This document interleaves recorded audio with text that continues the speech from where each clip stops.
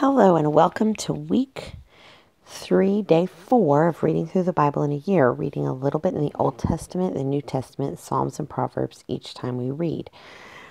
Today we're going to read Genesis 40 through 42, Matthew 14, Psalms 13, and Proverbs 2, 16 through 19.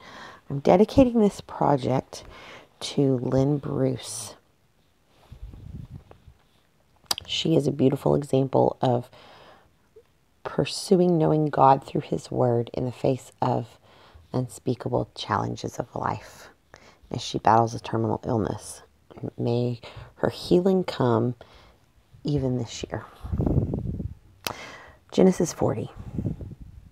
Joseph interprets 2 dreams. I'm reading in the New Living Translation. Sometime later, Pharaoh's chief cupbearer and chief baker offended their royal master. Pharaoh became angry with these 2 officials, and he put them in the prison where Joseph was, in the place of the captain of the guard.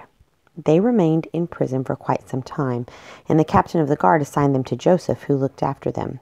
While they were in prison, Pharaoh's cupbearer and baker each had a dream one night, and each dream had its own meaning. When Joseph saw them the next morning, he noticed that they both looked upset. "Why do you look so worried today?" he asked them, and they replied, "We both had dreams last night, but no one can tell us what they mean." "Interpreting dreams is God's business," Joseph replied. "Go ahead and tell me your dreams." So the chief cupbearer told Joseph his dream first. "In my dream," he said, "I saw a grapevine in front of me. The vine had 3 branches that began to bud and blossom, and soon it produced clusters of ripe grapes. I was holding Pharaoh's wine cup in my hand. So I took a cluster of grapes and squeezed the juice into the cup. Then I placed the cup in Pharaoh's hand." "This is what the dream means," Joseph said. "The 3 branches represent 3 days. Within 3 days, Pharaoh will lift you up and restore you to your position as his chief cupbearer. Please remember me and do me a favor when these things go well for you. Mention me to Pharaoh so he might let me out of this place. For I was kidnapped from my homeland, the land of the Hebrews, and now I'm here in prison, but I did nothing to deserve it." When the chief baker saw that Joseph had given the first dream such a positive interpretation, he said to Joseph, "I had a dream too.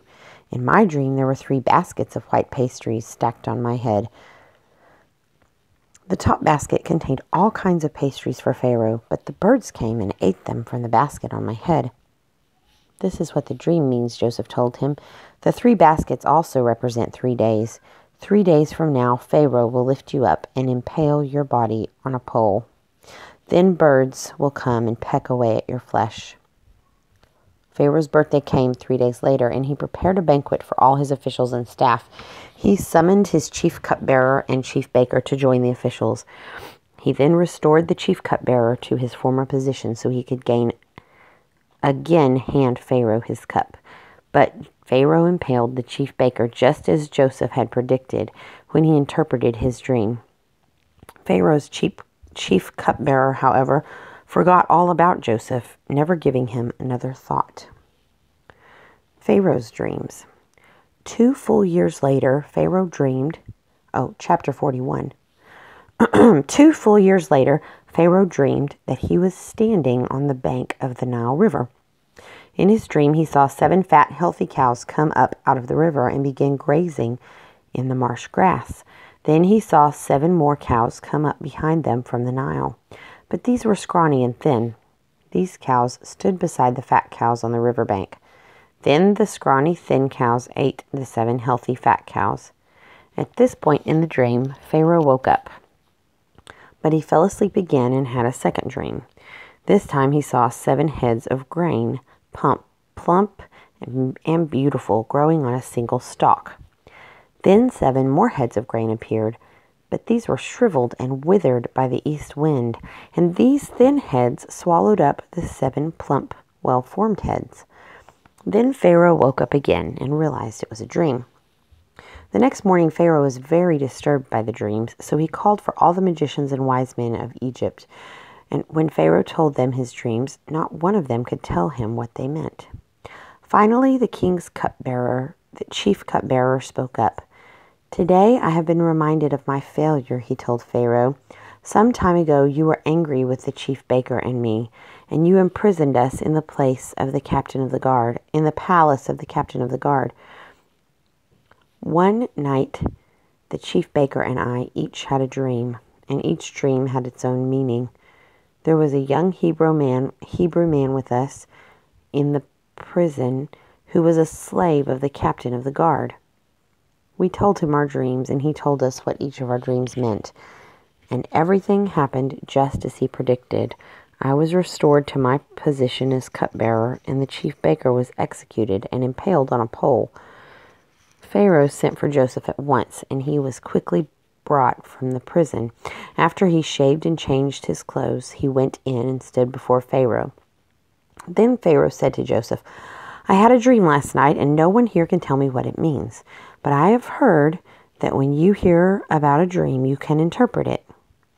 It is beyond my power to do this, Joseph replied, but God can tell you what it means and set you at ease. So Pharaoh told Joseph his dream. In my dream, he said, I was standing on the bank of the Nile River, and I saw 7 fat, healthy cows come up out of the river and begin grazing in the marsh grass. But then I saw 7 sick-looking, scrawny and thin, 7 sick-looking cows, scrawny and thin, coming up out after them. I have never seen such sorry-looking animals in all the land of Egypt. These thin, scrawny cows ate the 7 fat cows, but afterward you wouldn't have known it, for they were still as thin and scrawny as before. Then I woke up. In my dream I also saw 7 heads of grain, full and beautiful, growing on a single stalk. Then 7 more heads of grain appeared. These were blighted, shriveled, and withered by the east wind, and the shriveled heads swallowed the 7 healthy heads. I told these dreams to the magicians, but no one could tell me what they mean. Joseph responded, both Pharaoh's dreams mean the same thing. God is telling Pharaoh in advance that what he is about to do. The 7 healthy cows and the 7 healthy heads of grain both represent 7 years of prosperity. The 7 thin, scrawny cows that came up later and the 7 thin heads of grain withered by the east wind represent 7 years of famine. This will happen just as I have described it, for God has revealed to Pharaoh in advance what he is about to do. The next 7 years will be a period of great prosperity through the land of Egypt. But afterwards there will be 7 years of famine, so great that all the prosperity will be forgotten in Egypt. Famine will destroy the land. The famine will be so severe that even the memory of the good years will be erased. As for having 2 similar dreams, it means that these events have been decreed by God, and he will soon make them happen. Therefore, Pharaoh should find an intelligent and wise man and put him in charge of the entire land of Egypt. Then Pharaoh should appoint supervisors over the land and let them collect 1/5 of all the crops during the 7 good years. Have them gather all the food produced in the good years that are just ahead and bring it to Pharaoh's storehouses. Store it away and guard it so there will be food in the cities. That way there will be enough to eat when the 7 years of famine come to the land of Egypt. Otherwise, this famine will destroy the land. Joseph made ruler of Egypt. Joseph's suggestions were well received by Pharaoh and his officials. So Pharaoh asked his officials, "Can we find anyone else like this man, so obviously filled with the Spirit of God?" Then Pharaoh said to Joseph, "Since God has revealed to me the meaning of the dreams to you, clearly no one has revealed to the meaning of the dreams to you. Clearly no one else is as intelligent or wise as you are. You will be in charge of my court, and all my people will take orders from you. Only I, sitting on my throne, will have a rank higher than yours." Pharaoh said to Joseph, "I hereby put you in charge of the entire land of Egypt." Then Pharaoh removed his signet ring from his hand and placed it on Joseph's finger. He dressed him in fine linen clothing and hung a gold chain around his neck. Then he had Joseph ride in the chariot reserved for his second in command. And wherever Joseph went, the command was shouted, "Kneel down." So Pharaoh put Joseph in charge of all of Egypt.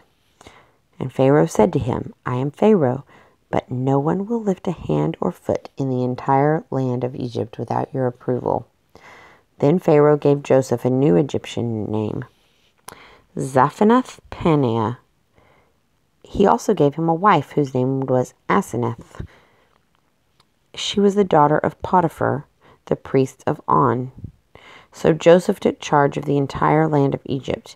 He was 30 years old when he began serving in the court of Pharaoh, the king of Egypt. And when Joseph left Pharaoh's presence, he inspected the entire land of Egypt. The side note here says that Zaphanath Paneah probably means God speaks and lives.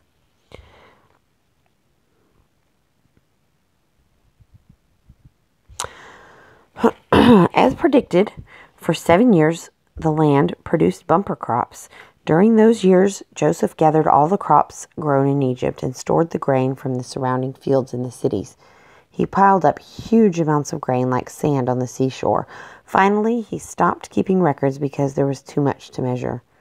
During this time, before the first of the famine years, 2 sons were born to Joseph and his wife Asenath, the daughter of Potiphar, the priest of On. Joseph named his older son Manasseh, for he said, God has made me forget all my troubles and everyone in my father's family.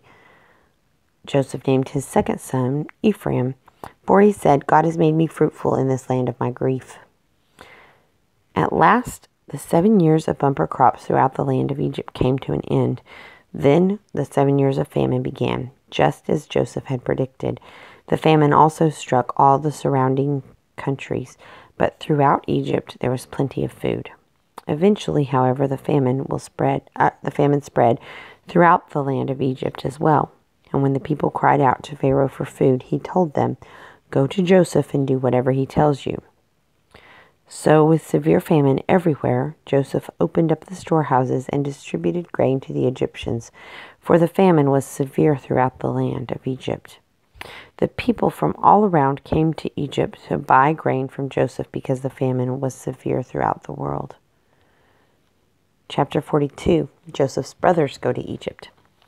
When Jacob heard that grain was available in Egypt, he said to his sons, Why are you standing around looking at one another?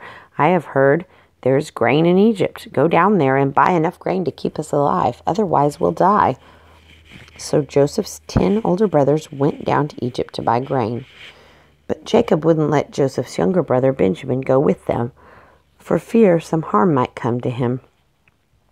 So Jacob's sons arrived in Egypt along with others to buy food, for the famine was in Canaan as well. Since Joseph was governor of all Egypt and in charge of selling grain to all the people, it was to him that his brothers came. When they arrived, they bowed before him with their faces to the ground. Joseph recognized his brothers instantly, but he pretended to be a stranger and spoke harshly to them.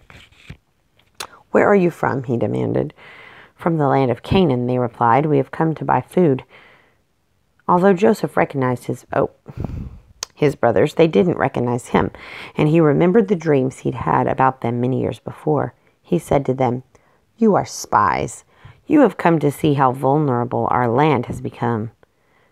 No, my lord, they exclaimed. Your servants have simply come to buy food. We are all brothers, members of the same family. We are honest men, sir. We are not spies. Yes, you are, Joseph insisted. You have come to see how vulnerable our land has become. Sir, they said, there are actually 12 of us. We, your servants, are all brothers, sons of a man living back in the land of Canaan. Our youngest brother is back there with our father right now, and one of our brothers is no longer with us. But Joseph insisted, As I said, you are spies, and this is how I will test your story. I swear by the life of Pharaoh that you will never leave Egypt unless your youngest brother comes here. One of you must go and get your brother. I'll keep the rest of you here in prison. Then we'll find out whether or not your story is true. By the life of Pharaoh, if it turns out that you don't have a younger brother, then I'll know you are spies. So Joseph put them all in prison for 3 days. On the 3rd day, Joseph said to them, I am a God-fearing man. If you do as I say, you will live. If you really are honest men, choose one of your brothers to remain in prison. The rest of you may go home with grain for your starving families, but you must bring your youngest brother back to me. This will prove that you are telling the truth, and you will not die. To this they agreed. Speaking among themselves, they said, "Clearly we are being punished because of what we did to Joseph long ago. We saw his anguish when he pleaded for his life, but we wouldn't listen. That's why we are in this trouble." "Didn't I tell you not to sin against the boy?" Reuben asked. "But you wouldn't listen, and now we have to answer for his blood." Of course, they didn't know that Joseph understood them, for he had been speaking to them through an interpreter. Now he turned away from them and began to weep. When he regained his composure, he spoke to them again. Then he chose Simeon from among them and had him tied up right before their eyes. Joseph then ordered his servants to fill them in sacks with grain, but he also gave secret instructions to return each brother's payment at the top of his sack. He also gave them supplies for their journey home. So the brothers loaded their donkeys with grain and headed for home. But when they stopped for the night and one of them opened his sack to get grain for his donkey, he found his money in the top of the sack. "Look," he exclaimed to his brothers, "my money has been returned. It's here in my sack." Then their hearts sank. Trembling, they said to each other, "What has God done to us?" When the brothers came to their father Jacob in the land of Canaan, they told him everything that had happened to them. "The man who is governor of the land spoke very harshly to us," they told him. "He accused us of being spies scouting the land. But we said we are honest men, not spies. We are 12 brothers, sons of one father. One brother is no longer with us, and the youngest is at home with our father in the land of Canaan." Then the man who is governor of the land told us, "This is how I will find out if you are honest men. Leave one of your brothers here with me and take grain for your starving families and go on home. But you must bring back your youngest brother back to me. Then I will know that you are honest men and not spies. Then I will give you back your brother, and you may trade freely in the land." As they emptied out their sacks, there in each man's sack was the bag of money he had paid for the grain.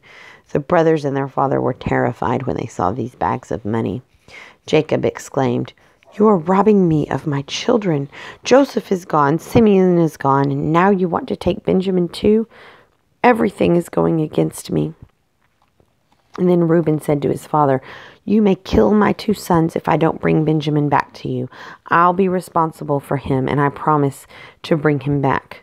But Jacob replied, "My son will not go down with you. His brother Joseph is dead, and he is all I have left. If anything should happen to him on your journey, you would send this grieving white-haired man to his grave." Matthew chapter 14.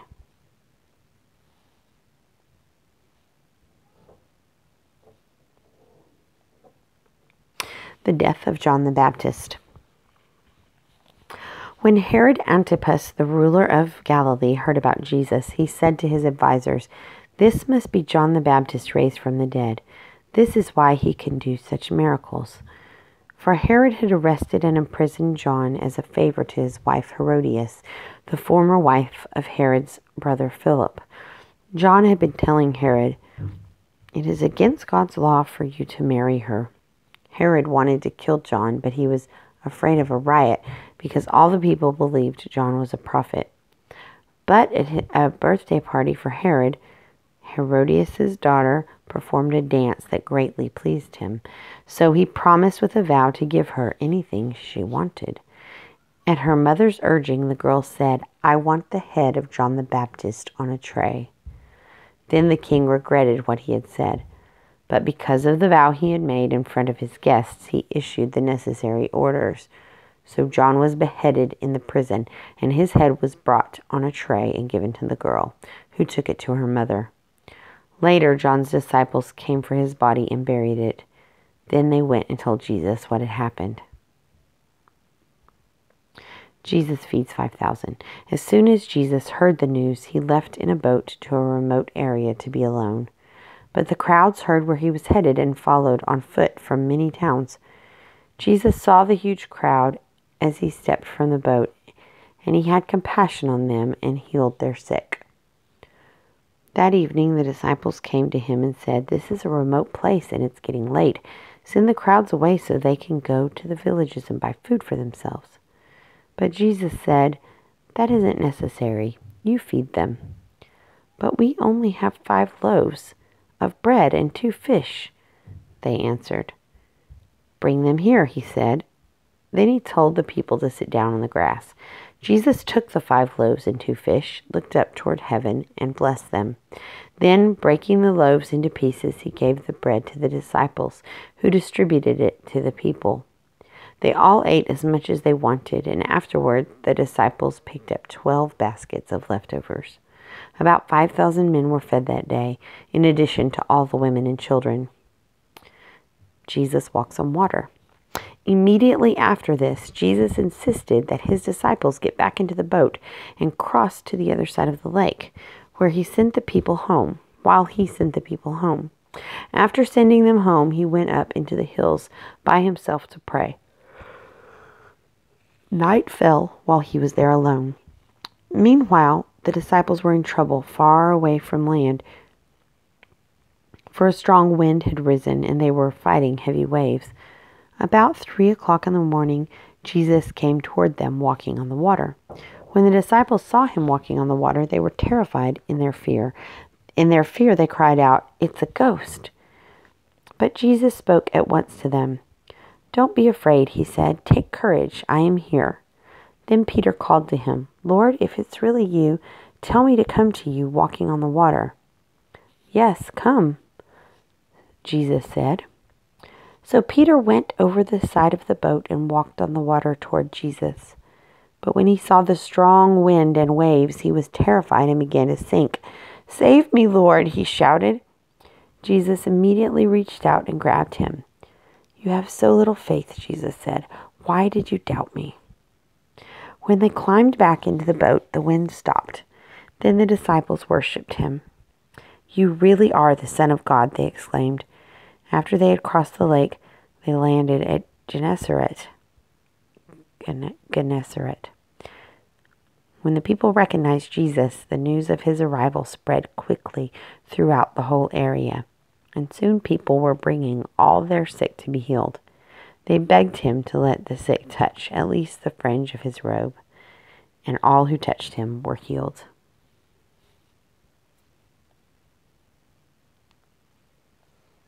Psalms 13.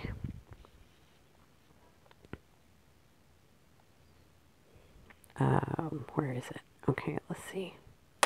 Yeah, sorry about that. Psalm 13. For the choir director, a psalm of David. O Lord, how long will you forgive me? Forever? How long will you look the other way? How long must I struggle with anguish in my soul, with sorrow in my heart every day? How long will my enemy have the upper hand? Turn and answer me, O Lord my God. Restore the sparkle to my eyes, or I will die. Don't let my enemies gloat, saying, "We have defeated him." Don't let them rejoice at my downfall. But I trust in your unfailing love. I will rejoice because you have rescued me. I will sing to the Lord because he is good to me. Proverbs 2, verse 16 through 19.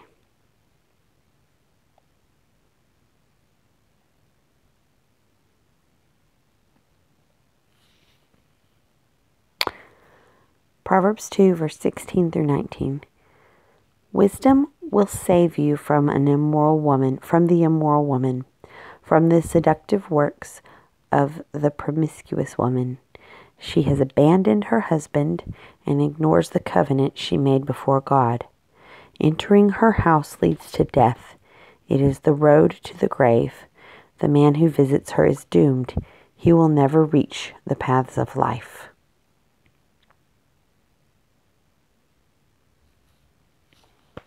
And that's it for today. Thank you very much for joining us.